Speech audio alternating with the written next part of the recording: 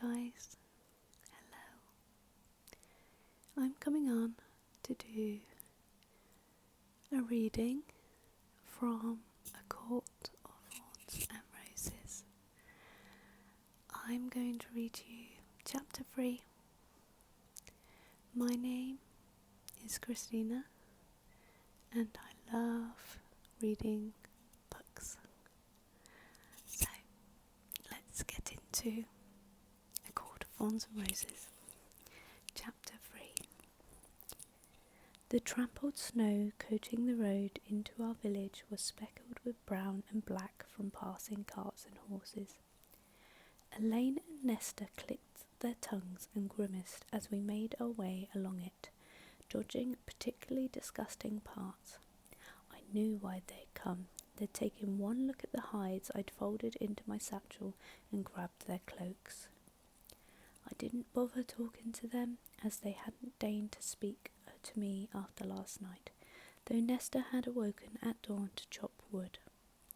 Probably because she knew I'd be selling the hides at the market today and would go home with money in my pocket.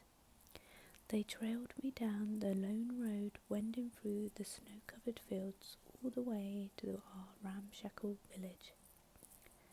The stone houses of the village were ordinary and dull, made grimmer by the bleakness of winter, but it was market day, which meant the tiny square in the centre of town would be full of whatever vendors had braved the brisk morning.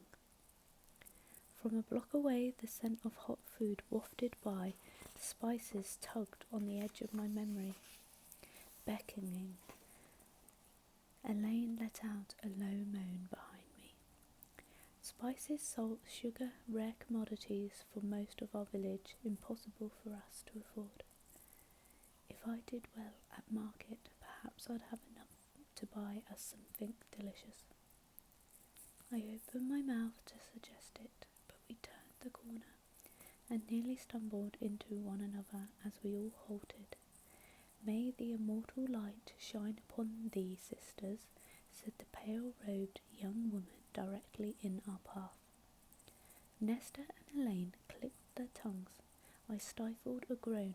Perfect. Exactly what I needed to have the children of the blessed in town on market day, distracting and riling everyone.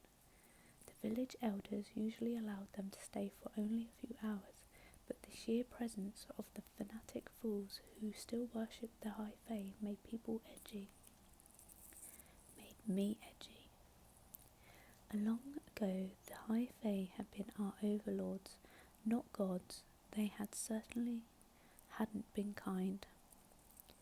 The young woman extended her moon-white hand in a gesture of greeting, a bracelet of silver bells, real silver, tinkling at her wrist. Have you a moment to spare so that you might hear the word of the blessed? No, Nesta sneered, ignoring the girl's hands and nudging Elaine into a walk. We don't. The young woman's unbound dark hair gleamed in the morning light, and her clean, fresh face glowed as she smiled prettily. There were 5 other acolytes behind her, the young men and women both had their hair long uncut, all scanning the market beyond for young folk to pester. It would take but a minute, the woman said, stepping into Nesta's path. It was impressive, truly impressive to see Nesta go ramrod straight, to square her shoulders and look down her nose at the young acolyte, a queen without a throne. Go spew your fanatic nonsense to some ninny, you'll find no converts here. The girl shrank back, a shadow flickering in her brown eyes. I reined in a wince. Perhaps not the best way to deal with them, since they could become true nuisances if agitated. Nesta lifted a hand, pushing down the sleeve of her coat to show the iron bracelet there, the same one Elaine wore. They bought matching adornments years ago. The acolyte gasped, eyes wide. You see this? Nesta hissed, taking a step forward. The acolyte retreated a step. This is what you should be wearing, not some silver bells to attract those fairy monsters. How dare you wear that vile affront to our immortal friends. Go preach in another town, Nesta spat. Two plump and pretty farmers' wives strolled past on their way to market, arm in arm. As they neared the acolytes, their faces twisted with identical expressions of disgust. Fairy-loving whore, one of them hurled at the young woman. I couldn't disagree. The acolyte kept silent. The other villagers, wealthy enough to have a full necklace of braided iron around her throat, narrowed her eyes, her upper lip curling back from her teeth. Don't you idiots understand what those monsters did to us for all those centuries? What they still do for sport? When they can get away with it, you deserve the end you'll meet at fairy hands. Fools and whores, all of you. Nesta nodded her agreement to the woman as they continued on their way. We turned back to the young woman still lingering before us, and even Elaine frowned in distaste. But the young woman took a breath, her face again becoming serene, and said, I live in such ignorance, too, until I heard the word of the blessed. I grew up in a village so similar to this, so bleak and grim. But not 1 month ago, a friend of my cousin went to the border as our offering to Pyrinthian, and she has not been sent back. Now she dwells in riches and comfort as a high fae's bride, and so might you, if you were to take a moment too. She was likely eaten, said Nesta. That's why she hasn't returned. Or worse, I thought, if a high fae truly was involved in spiriting a human into Pyrinthian, I'd never encountered the cruel, human-looking high fae who ruled Pyrinthian itself, or the fairies who occupied their lands, with their scales and wings and long, spindly arms that could drag you deep, deep beneath the surface of a forgotten pond. I didn't know which would be worse to face. The acolyte's face tightened. Our benevolent masters would never harm us. Pyrinthian is a land of peace and plenty. Should they bless you with their attention, you would be glad to live among them. Nesta rolled her eyes. Elaine was shooting glances between them and the market ahead to the villagers now watching too. Time to go. Nesta opened her mouth again, but I stepped between them and ran an eye along the girl's pale blue robes, the silver jewellery on her, the utter cleanness of her skin, not a mark or smudge to be found. You're fighting an uphill battle, I said to her. A worthy cause, the girl beamed beautifully. I gave Nesta a gentle push to get her walking and said to the acolyte, No, it's not. I could feel the acolyte's attention still fixed on us as we strode into the busy market square, but I didn't look back. They'd be gone soon enough, off to preach in another town. We'd have to take the long way out of the village to avoid them. When we were far enough away, I glanced over a shoulder at my sisters.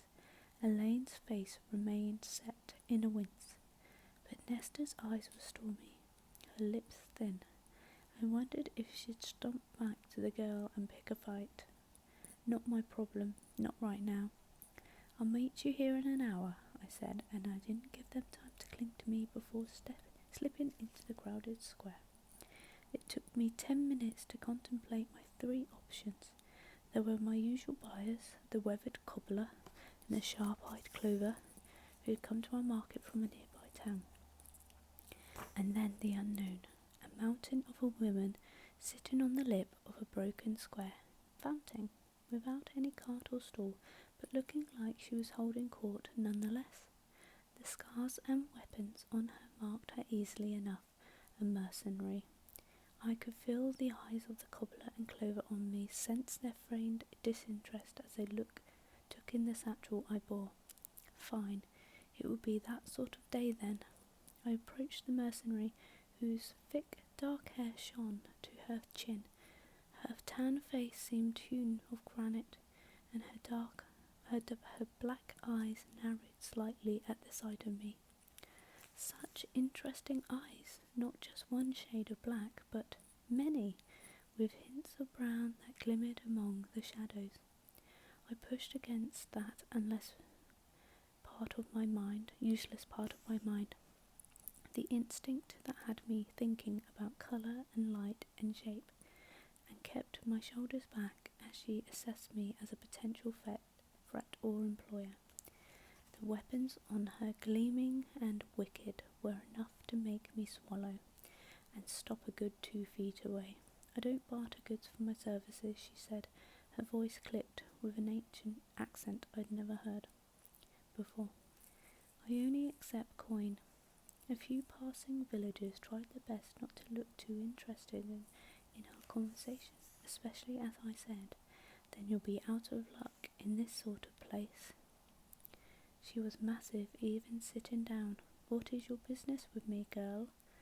She could have been aged between from 25 to 30, but I suppose I looked like a girl to her in my layers gangly from hunger. "I have a wolf pelt and a doe hide for sale. I thought you might be interested in purchasing them." "You steal them?" "No," I held her stare. "I hunted them myself, I swear it." She ran those dark eyes down me again. How? Not a question, a command. Perhaps someone who had encountered others who did not see vows as sacred, words as bonds, and had punished them accordingly. So I told her how I brought them down, and when I finished, she flicked her hand towards my satchel. "Let me see." I pulled out both carefully folded hides. "You weren't lying about the wolf's size," she murmured. "Doesn't seem like a fairy, though." She examined them with an expert eye. Running her hands over and under, she named her price. I blinked, but stifled the urge to blink a second time. She was overpaying by a lot. She looked beyond me, past me. "I'm assuming those 2 girls watching from across the square are your sisters. You all have that brassy hair and that hungry look about you." Indeed, they were still trying their best to eavesdrop without being spotted. "I don't need your pity." "No, but you need my money, and the other traders have been cheap all morning. Everyone else is distracted by those calf-eyed zealots beating across the square." She jerked her twin chin towards the children of the blessed, still ringing their silver bells and jumping into the path of anyone who tried to walk by. The mercenary was smiling faintly when she turned back to her. "Up to you, girl." "Why?" She shrugged. "Someone once did the same for me and mine at a time when we needed it most. Figure it's time to repay what's due." I watched her again, weighing. "My father has some wood carvings that I could give you as well, to make it more fair. I travel light and have no need for them. These, however," she patted the pelts in her hands, "saved me the trouble of killing them myself." I nodded, my cheeks heating as she reached for the coin purse inside her heavy coat. It was full and weighed down with at least silver, possibly gold. If the clinking was any indication, the mercenaries tended to be well paid in our territory. Our territory was too small and poor to maintain a standing army to monitor the wall with Pyrinthian, and we villagers could rely only on the strength of the treaty forged 500 years ago. But the upper class could afford hired swords like this woman to guard their lands bordering the immortal realm. It was an illusion of comfort, just as the markings on the threshold were. We all knew deep down that there was nothing to be done against the fairies. We'd all been told it, regardless of class or rank, from the moment we were born. The warnings sung to us while we rocked in cradles, the rhymes chanted in schoolyards. One of the high fae could turn your bones to dust from 100 yards away. Not that my sisters or I had ever seen it.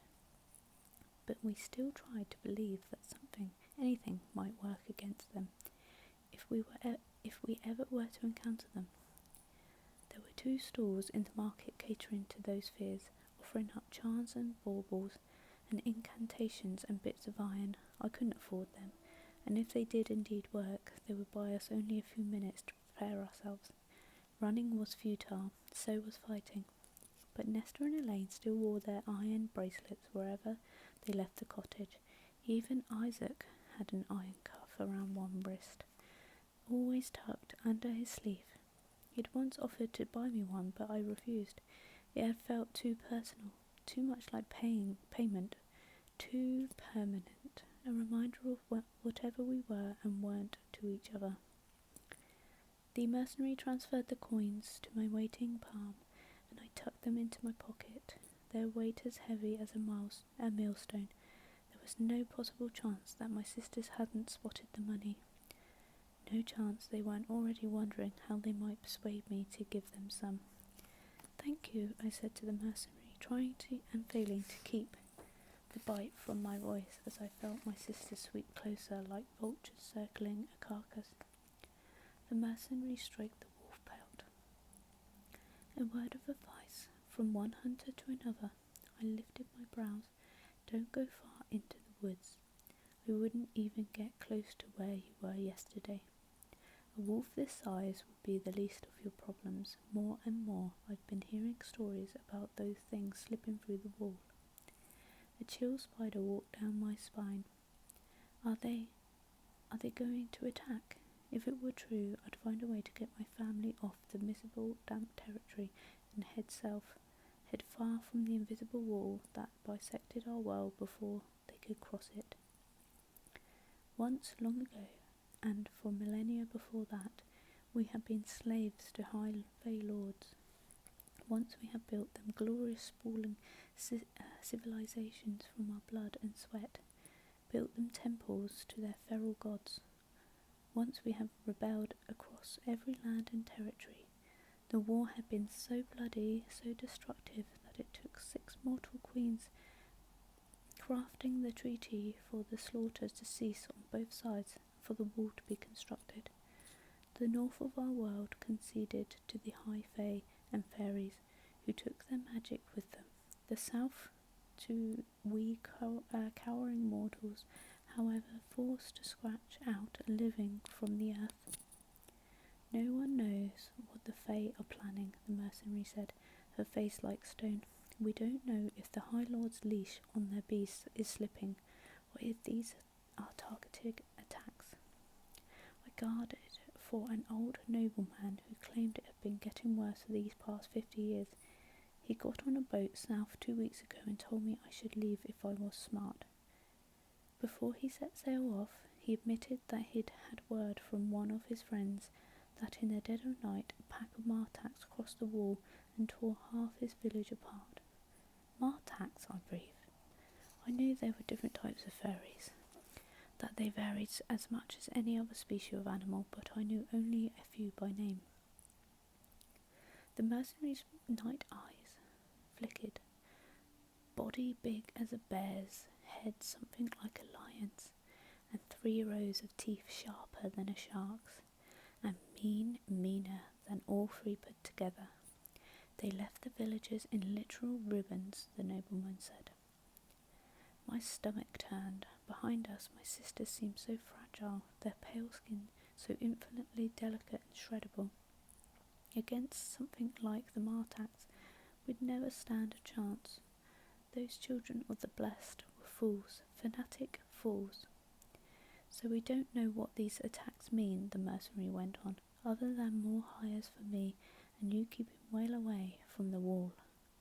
Especially if the High Fae start turning up, or worse, one of the High Lords. They would make the Martax seem like dogs." I studied her scarred hands, chapped from the cold. "Have you ever faced another type of fairy?" Her eyes shuttered. "You don't want to know, girl. Not unless you want to be hurling up your breakfast." I was indeed feeling ill and jumpy. "Was it deadlier than the Martax?" I dared ask. The woman pulled back the sleeve of her heavy jacket, revealing tanned, muscled forearms flecked with gruesome twisted scars, the arc of them so similar to. "It didn't have the brute force or size of a Martax," she said, "but its bite was full of poison. 2 months, that's how long I was down. 4 months until I had the strength to walk again. She pulled up the leg of the trousers, beautiful, I thought, even as the horror of it withered in my gut. Against her tan skin, the veins were black, solid black, silver-webbed and creeping like frost. Healers said there was nothing to be done for it, that I'm lucky to be walking with this poison still in my legs. Maybe it'll kill me one day, maybe it'll cripple me, but at least I'll go knowing I killed it first. The blood in my own veins seemed to chill as she lowered the cuff of her pants. If anyone in the square had seen, no one dared speak about it or come closer, and I'd had enough of one day. So I took a step back, steadying myself against what she'd told me and shown me. Thanks for the warnings, I said. Her attention flicked behind me and she gave a faintly amused smile. Good luck. Then a slender hand clamped onto my forearm, dragging me away. I knew it was Nesta before I even looked at her. They're dangerous, Nesta hissed, her fingers digging into my arm as she continued to pull me from the mercenary. Don't go near them again. I stared at her for a moment, then at Elaine, whose face had gone pale and tight. Is there something I need to know? I asked quietly. I couldn't remember the last time Nesta had tried to warn me about anything. Elaine was the only one she bothered to really look after.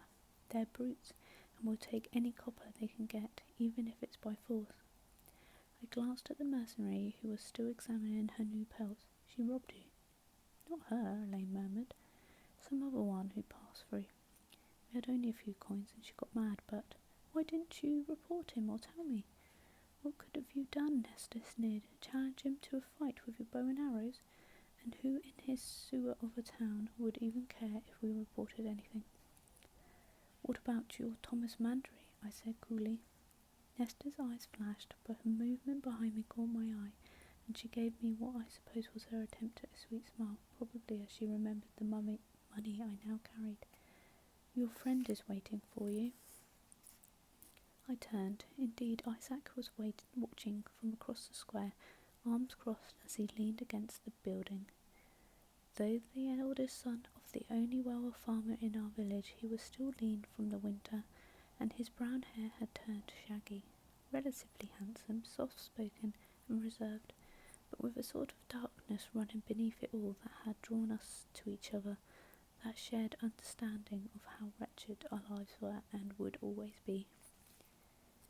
We'd vaguely known each other for years, since my family had moved to the village, but I had never thought much about him until we'd wound up walking down the main road together one afternoon. We'd only talked about the eggs he was bringing to market, and I'd admired the variation in colours within the basket he bore.